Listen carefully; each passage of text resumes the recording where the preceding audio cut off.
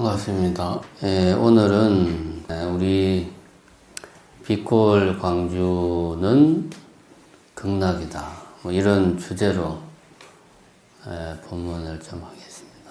500전을 창건한 김방과 관련된 설화에서 우리가 무엇을 배울 수 있는가, 그런 걸 가지고 좀 이야기를 해볼까 합니다.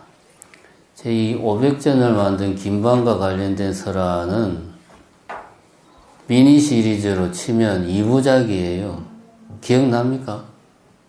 전혀 안 나는 것 같네. 매년 똑같은 이야기를 해야 되겠구만, 그러면. 2부작입니다, 2부작. 그래서 1편은 그 개미의 본, 경양반죽을 만들 때 그 개미들의 본에 관련된 이야기가 1편. 2편은 이제 배고픈 다리와 관련돼 가지고 이제 그 닭과 개미들의 그 갈등, 이제 그게 2편입니다. 이렇게 두 가지로 이야기가 나눠져요. 여러분들이 기억을 못 하신다니까. 그럼 일부 이야기부터 천천히 하자면은, 경양반죽은 다들 알지요. 예전에 있었는데 지금은 없어진 67년도인가 매립을 했답니다. 그래서 매립을 할 때 그 앞에 있던 태봉산이라는 산을 완전히 밀어서 매립을 하고 그 자리에 광주 시청, 도청, 하여튼 시청을 그 자리에 지었다, 이렇게 이야기를 합니다. 근데 이제 정확하게는 일제시대에 이미 3분의 2 정도는 매립을 했대요, 일본 애들이. 그럼 나머지 3분의 1을 이제 66년도, 67년도 그때 매립을 했다고 합니다. 이 경양방죽을 왜 만들었는가 하면, 때는 바야흐로 1440년인가 1430년인가 이 세종대왕이 조선을 다스리던 시절입니다. 그때에 이 광주 지역이 가뭄이 오랫동안 3년 넘게 가뭄이 지속이 됐어요. 사람들이 먹고 살기가 힘들잖아요. 요즘같이 비축된 정부미가 있는 것도 아니고, 아니면은 외국에서 수입을 해서 한 1, 2주일 만에 정부에서 외국사를 수입할 수도 없고, 가뭄이 들면 그냥 굶어야지요. 3년이 넘게 가뭄이 지속이 되니까 이 지역 사람들이 살기가 힘들어진 거야. 그래가지고 그때 당시에 어떻게 했냐 하면, 광주 목사이던 김방이라는 사람이, 요즘으로 치면 뭡니까, 목사가? 광주 시장, 그렇지. 예. 아유, 똑똑하시네. 예, 광주 시장입니다. 그때 당시 광주 시장, 김방이라는 양반이, 야, 이거 큰일 났다. 어떻게 해야 되나? 고민한 끝에 저수지를 만들자 해가지고 만들어진 게 경양방죽이에요. 그게 이제 무등산을 기준으로 치면, 지금 광주역 있는 부분이니까 무등산을 딱 기준으로 보면 서남 쪽 방향 약간 그렇게 되겠죠. 거기에 규모가 지금으로 치면 축구장이 한 30개는 들어가는 어마어마하게 큰 규모입니다. 그래서 그게 만들어졌을 때 이 전라도 일대에서 만든 저수 중에서는 제일 컸다고 그래요. 깊이는, 수심은 깊을 때는 10m까지 갔다고 그러면. 그러니까 이게 상당히 큰 저수지를 인공적으로 만들었어요. 그걸 만들려면 요즘이야 포크레인도 있고 뭐도 있고 해가지고 그냥 금방 만들겠지만, 옛날엔 그런 게 없으니까 사람들이 다 했겠죠. 그때 당시 1400년대에 전라도의 인구가 40만이었대요. 그런데 경양방죽을 만들 때 투입된 인원이, 연 인원이 53만 명이었답니다. 연인원이라는 말은 뭐냐 하면, 예를 들어서 내가 3년 동안 일을 했다. 그러면은, 한 사람이 3년을 일하면은 연인원으로 치면은 3명이 되는 거예요. 그런 겁니다. 연인원이라는 게 어려운 게 아니고, 하여튼, 연인원이 53만 명이면 최소한 몇십만 명은 계속 경양방죽을 만드는 그 부역에 참여해가지고 일을 했다는 겁니다. 전라도 인구가 40만인데 연인은 53만 명이 3년 동안 경양방죽을 만드는데 부역에 참가했으면 이게 얼마나 큰 대역사였는가를 우리가 알 수가 있어요. 그런데 가뭄이 들어가지고 경양방죽을 만들자라고 했잖아요. 가뭄이 들었으니까 먹을 게 없잖아요. 그러면은 그 몇십만 명이나 되는 사람들을 일을 시키려면은 먹여야 되잖아요. 그러니까 이게 김방 목사는 이게 제일 큰 문제라. 그러니까 어떻게 하면 이 우리 전라도 백성들을 내가 굶기지 않고 이 경양방죽 저수지 만드는 일을 시킬 수 있나? 그 고민으로 밤잠을 설치는 거지, 이 양반. 그럴 수밖에 없겠죠. 가뜩이나 가뭄으로 먹을 게 없는데, 그 많은 그 일하는 사람들을 먹여 살리려니까. 그러던 차에, 이제 방주 저수지 공사하니까 막 땅을 파잖아요. 땅을 파는데 개미집이 나왔어. 개미가 많은 막 수백 마리, 수천 마리 되는 개미가 이제 바글바글하는 개미집이 나와가지고 이 김방 목사가 자비심이 있는 양반이라. 그래가지고 이 개미들을 뭐 죽여버리지 않고, 그러니까 개미집을 없애버리지 않고 요거를 그대로 떠가지고 지금의 무등산 장원봉이라고 하는 데다가 그대로 옮겨졌다고 그럽니다. 제가 알기로는 장원봉이 저 밑에 저 버스 종점에서 저쪽으로 뭐 하여튼 가면 거기 있는 걸로 알고 있어요. 가까워요. 그러고 나서 이제 이 김방 목사가 밤이면 밤마다 백성들을 먹여 살릴 걱정에 그냥 잠을 못 자는데, 어느 날은 그날도 다른 때하고 똑같이 밤잠을 설치고 이렇게 새벽에 나가서 보니까 뒤뜰에 그냥 하얀 쌀이 그냥 산만큼 쌓여 있는 거예요, 뒤뜰에. 이게 웬 조화인가 싶어가지고 놀래가지고, 어쨌든 쌀이 생겼으니까 그 쌀을 가지고 이제 일하는 백성들을 다 먹였어요.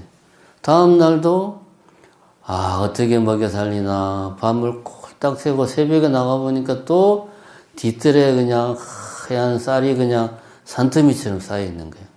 그래서 또 김방 목사가 참 희유한 일이다 그러면서 우선은 먹여 살려야 되니까 그걸 또 일하는 사람들에게 다 나눠줘서도 잘 먹었어요.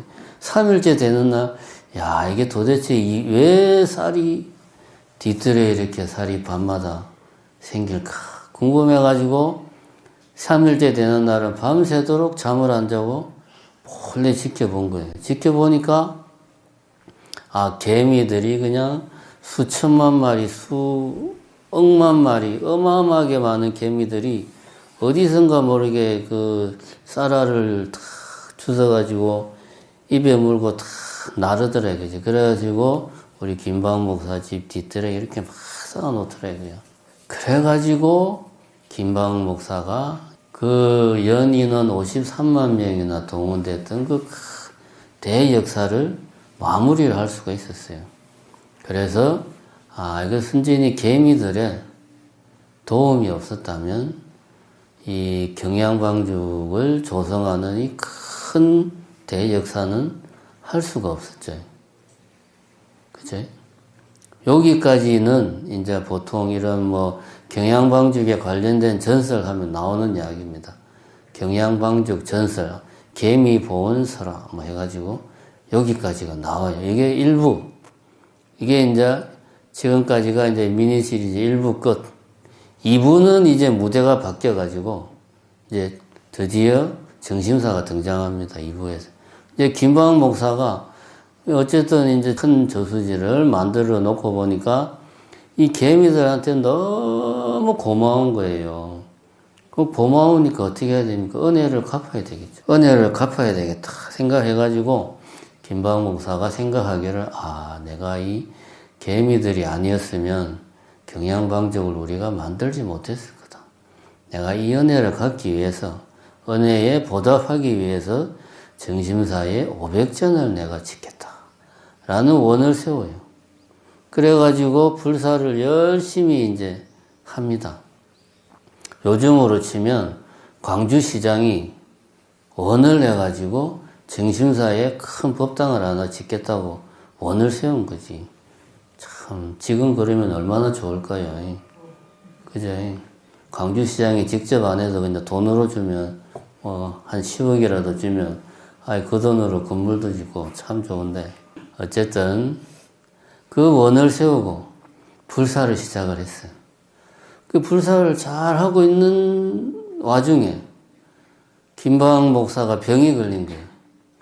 그래서 광주의 용화단 의사들이 다 와서 봐도 병명을 몰라. 근데 병은 계속 깊어가는 거예요. 그러던 하루 어느 영한 의사가 와가지고 다 병을 진단을 해보니까 이거는 그동안 당신이 이제 불사를 하느라고 기가 다 빠져서 허해서 그런 거니까 그 책에 그렇게 나와 있습니다. 닭똥집을 먹어야 낫는다. 왜 하필이면 닭똥집인지 몰라. 그래가지고 김방 목사가 내가 부처님을 모시는 사람인데 더구나 지금 부처님 불사를 하고 있는데 어떻게 내가 육식을 하겠는가? 아니 된다. 그랬는데 이제 주변에서 이제 아닙니다. 목사님 기운을 차려야 불사를 합니다. 그랬겠죠. 그죠? 막 그래가지고 김방 목사가 어쩔 수 없이 기운을 차리기 위해서 닭똥집을 먹었어요. 닭똥집을 먹고 불사를 막 하고 있는데 무대가 서울로 바뀝니다. 세종대왕이 하루는 잠을 자고 있는데 꿈에 웬 닭들이 수백 마리가 그냥 세종대왕 꿈에 나타나가지고 저 전라도 광주 땅에 김방이라는 이 위인이 있는데 이 양반이 무등산 산속에 장정들을 수백 명을 모아다 놓고 수백 명이 아니지 수천 명을 모아다 놓고 군사훈련을 시키면서 역적 모의를 하고 있다. 지금 당장 건부도사를 내려보내서 저 역적을 처형을 시켜라 라고 그냥 닭들 수백 마리가 꿈속에 나와서 그런 거예요. 이 세종대왕이 잠이 깨가지고 이 무슨 해괴한 일인가 하도 놀래가지고 잠에서 깨자마자 바로 건부도사를 광주 땅으로 보냈어요. 그래서 김방을 처형을 하라고 보냈어. 그랬는데 그날 밤에 또 꿈에 세종대왕은 참 잠을 깊이 못 자는가 봐. 계속 꿈을 꾸니까 꿈에 이번에는 삼위성들이 수백 명이 나와가지고 김방은 백성을 위하는 어진관리다. 김방을 처형하면 아니 된다. 라고 이야기를 한 거예요. 또 우리 세종대왕이 알고 보면 불자잖아요. 그죠? 석보상절. 한글을 처음 만들어가지고 처음으로 찍은 책이 불교 경전이잖아요. 석보상절. 한글로 한. 이 세종대왕이 알고 보면 은근 이제 불자야. 그래서 삼위성들이 꿈에 나와가지고, 그 양반을 처형하면 절대로 안 된다. 어진관리다. 그러면 안 된다. 그러니까 이번에 이제 세종대왕이 아이고 큰일 났다 싶어가지고 천리마를 보내. 파발을 보냈는데 천리마는 엄청 천리를 쉬지 않고 달리는 말이잖아요. 천리마를 보내가지고 그 당장 건부도사의 그 명을 중지시켜라 하고 이제 파발을 보내. 그런데 이 건부도사 일행이 이제 배고픈 다리가 나오지요. 여기부터는 아는 이야기죠.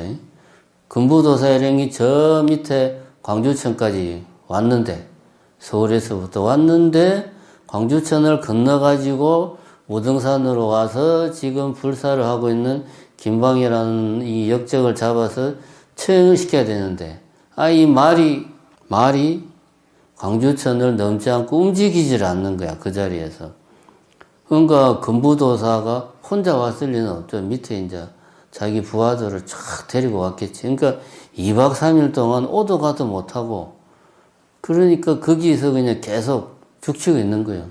그러니까 이 양반들이 배가 고파가지고 거기서 배를 쩔쩔 굶고 있는데 천리마를 탄 파발이 와서 사형을 중지시키시오. 막 그런 거지, 이제. 그러니까 그때야 비로소 그 천리마하고 금부도사를 태운 말이 서로 반갑게 서로 반가워하면서 그때 비로소 그 말이 움직이더라. 그래서 이 말을 김방이 듣고, 이 모든 이야기를 다 듣고 나서, 개미들이 나를 살렸구나. 개미들이 꿈에, 우리 세종대왕의 꿈에 나타나가지고 나를 살려줬구나. 정말 감사한 일이다. 그래가지고 더 열심히 불사를 해서 500전을 잘 지어서 마무리를 했다. 요게 이제 2부 이야기입니다. 이렇게 해서 500전에 관련된 전설이 있어요.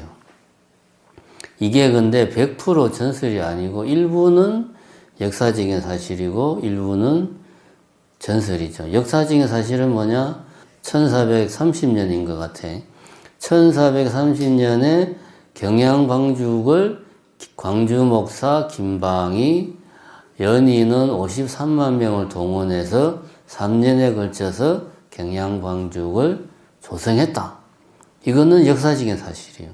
조성한 이유는 그때 당시 광주 지방에 오랜 기간 대기근이 있어가지고 이걸 극복하기 위해서 경양방죽을 조성했다. 이건 역사적인 사실.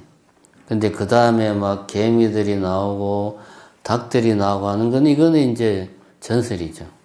이거는. 요게 우리가 알고 있는 정심사 500전, 경양방죽, 배고픈 다리와 관련된 전설이죠. 전설입니다. 자, 그러면은 이런 재밌는 이야기만 하고 끝내면은 안 되겠죠. 우리는 이런 이야기를 듣고 여기서 뭔가를 배워야 되지 않겠습니까? 그죠? 뭔가를 배워야죠. 그럼 이제 지금부터 이 이야기에서 우리가 한번 생각해 볼 만한 게 뭐가 있느냐. 자, 이제 첫 번째는 왜 개미들이 저수지를 이렇게 조성하고자 하는 김방과 또 우리 전라도 백성들을 도왔을까?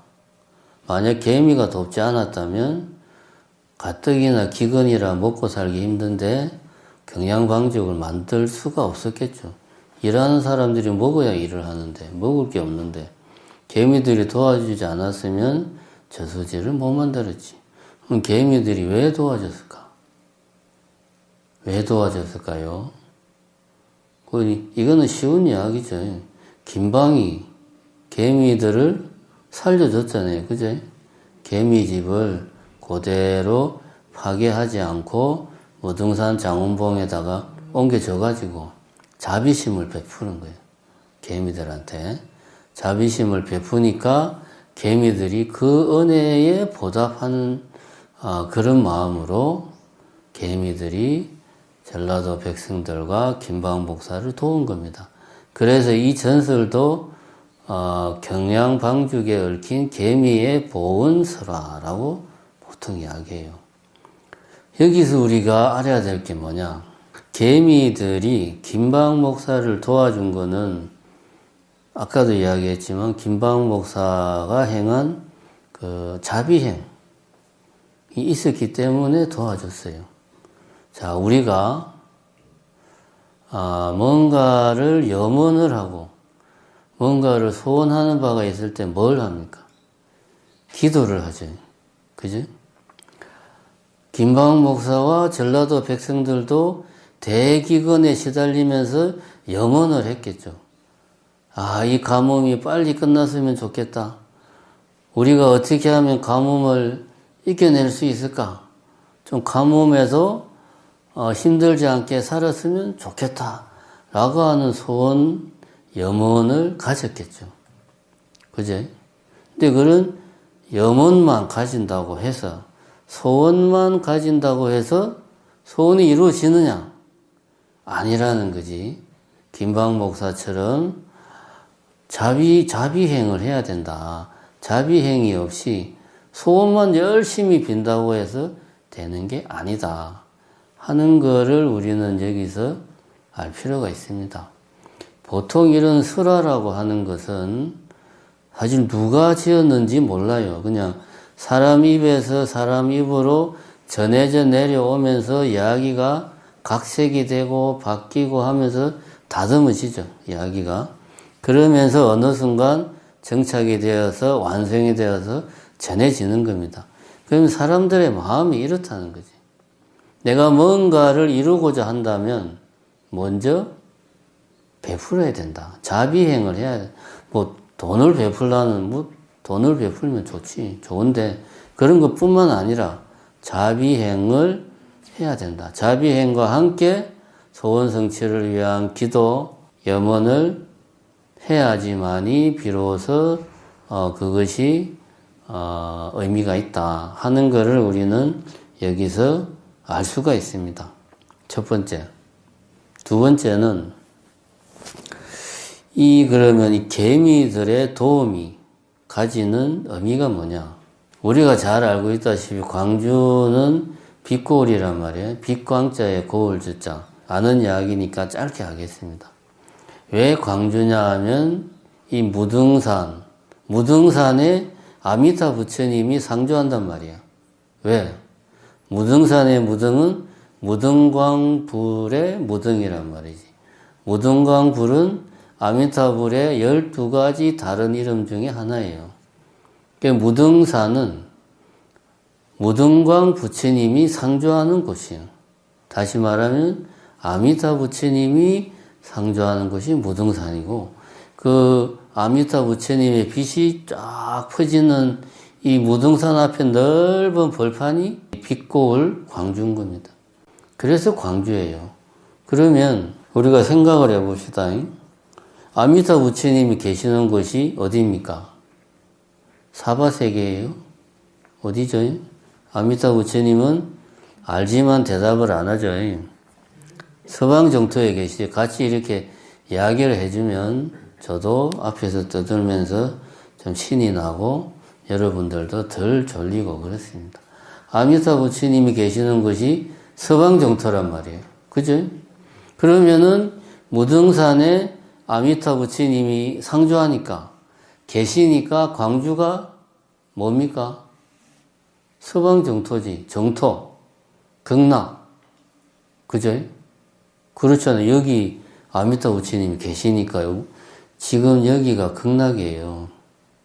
지금 여기가. 극락이라는 말은 원래 이제 범어로 스카바티라고 하는데, 극락. 이거를 이제 한자로 번역을 한 게 여러 가지 말을 씁니다. 극락이라고도 하고, 정토라고도 하고, 안양이라고도 하고, 여러 가지 말을 써요. 극락은 지극히 즐거운 곳이다. 정토는 깨끗한 땅이다. 안양은 편안하고, 기른다, 자란다, 산다. 아주 편안하게 사는 곳, 자라는 곳이다. 우리 화순에 가면 안양산이라고 있잖아요. 근데 이게 무등산하고 이렇게 쭉 이제 화순 쪽으로 이어져 있는 산인데, 그게 그래서 이름이 안양산이에요. 무등산에 아미타 부처님이 계시니까 극락이다 이거지. 우리 서울 옆에도 보면 그 도시가 있잖아요. 안양이라고. 그 안양이 극락이라는 말입니다. 그래서 우리 극락강도 있고, 그죠? 서방시장도 있고, 광주에 그렇잖아요. 광주가 극락이에요. 우리가 있는 이 광주가. 자, 그런데 이 광주가 극락인데, 우리가 보통, 우리가 살고 있는 이 세계를 뭐라 그럽니까? 사바세계라고 그러잖아요. 그렇지. 사바세계는 괴로워가지고 참고 견디는 세계가 사바세계예요. 극락세계는 지극히 즐거운 곳, 행복한 곳이에요.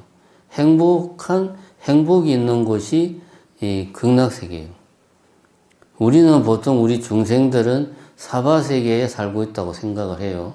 그래서 우리가 참고 견디다 보면 미래불인 어느 분이 미륵불이 하생하셔가지고 우리들을 구제하실 거다 라고 중생들이 생각하죠. 근데 우리 광주 사람들은 그렇게 생각을 안 했지요. 지금 여기가 극락이니까, 지금 여기가 정토고, 지금 여기가 안양이니까 우리가 살고 있는 이곳이 극락이다. 그래서 우리 이 벌판에 있는 저 크고 웅장한 산이 아미타 부처님이다. 우리가 극락에 살고 있다. 라고 광주 사람들은 생각을 한 겁니다. 그래가지고 이 극락에 가뭄이 들었어. 그러면 사는 게 힘들어지잖아요. 그러니까 어떻게 했습니까? 큰 저수지를 만들어서 우리가 지금 여기서 행복하게 살자. 어떻게? 저수지를 만들자. 라고 광주 사람들이 마음을 낸 거죠. 제 말이 맞습니까? 예. 다른 사람들은 그냥 힘들고 가뭄이 왔어.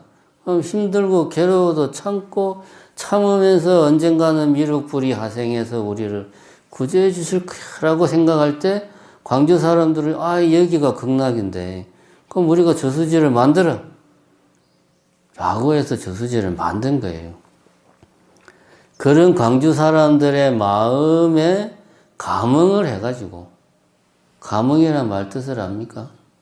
감흥, 시간을 줄이기 위해서. 하여튼 부처님이 반응을 한 거죠. 야, 너희들의 생각이 정말 갸륵하구나. 내 너희들을 위해서 이러이러하게 해주겠다. 이게 이제 이거는 값이고, 그죠? 우리가 이런 마음을 막 내면 부처님이 그 마음을 알고 반응하는 게 감흥이죠. 그러니까 광주 사람들의 이러한 적극적인 극락을 가꾸고 키워나가고자 하는 광주 사람들의 열망에 아미타 무등산에 상주하시는 아미타 부처님이 감흥을 해가지고 어떻게 한 겁니까? 개미들을 보내가지고 일용할 양식을 제공을 한 겁니다. 그러니까 이 부분은 전설적인 식으로 좀 가미가 된 거죠. 결국은 그 개미가 가진 의미는 뭐냐? 우리 광주 사람들이 지금 여기 이곳을 극락으로 가꾸고 키워나가자 라고 하는 열망이 개미로 표현이 되었다. 라고 저는 생각을 합니다. 그 다음에 여기 이제 1부에 관련된 이야기고 2부에서 그럼 왜 김방은 정심사에 500전을 지으려고 했을까?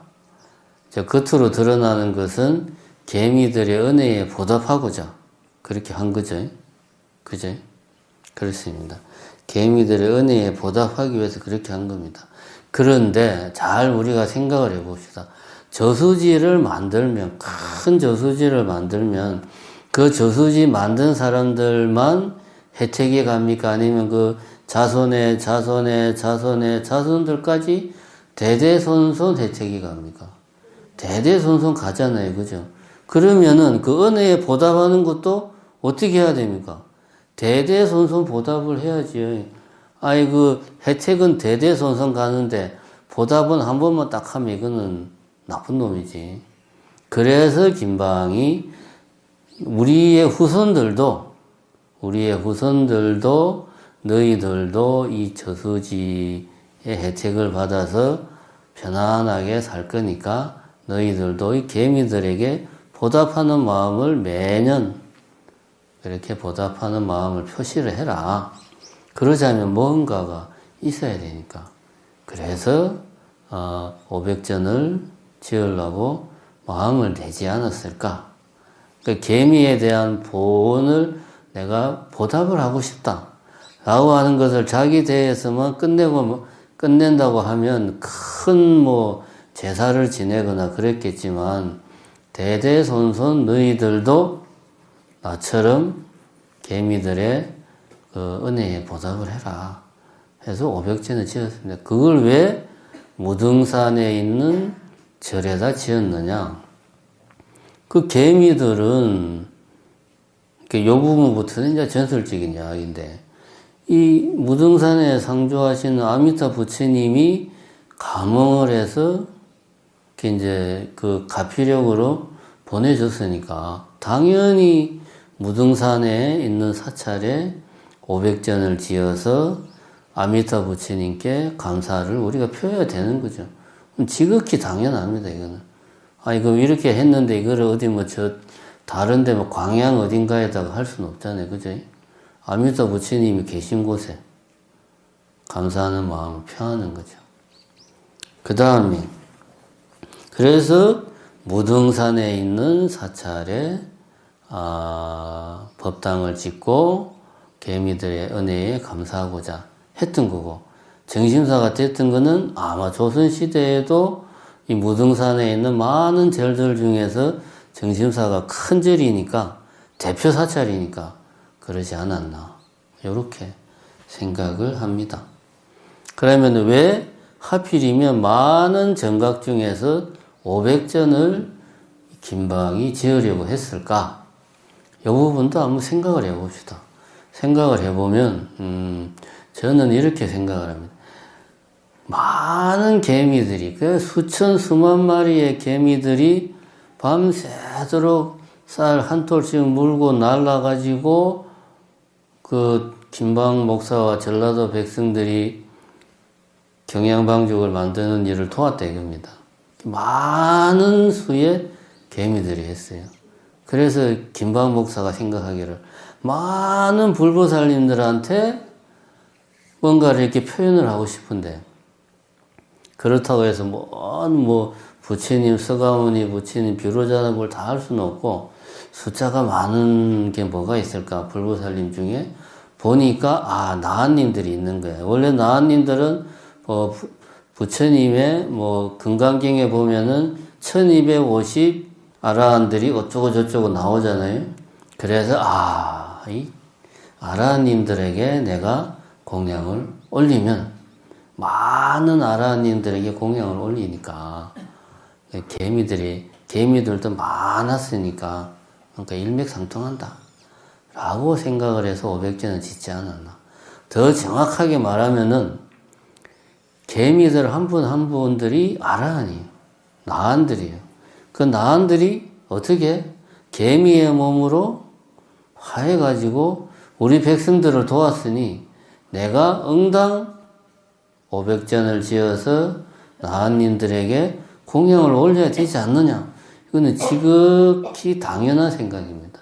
그러면 지금 우리 500전에 계시는 나한님들은 바로 우리 이 전라도 땅, 광주 땅의 백성들의 염원, 그리고 우리 백성들이 이 광주골, 빛골 광주를 극락으로 가꾸고 키워나가고자 하는 그 열망, 그 서원을 말하자면 그런 서원이 개미로 표현이 됐고, 그런 개미가 우리 500전의 개미의 화연이 500전의 아라한으로 표현이 된 겁니다.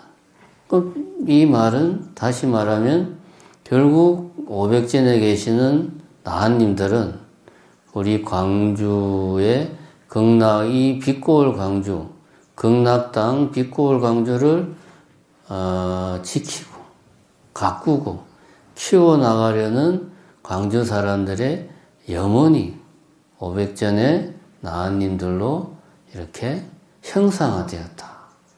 이렇게 볼 수 있습니다.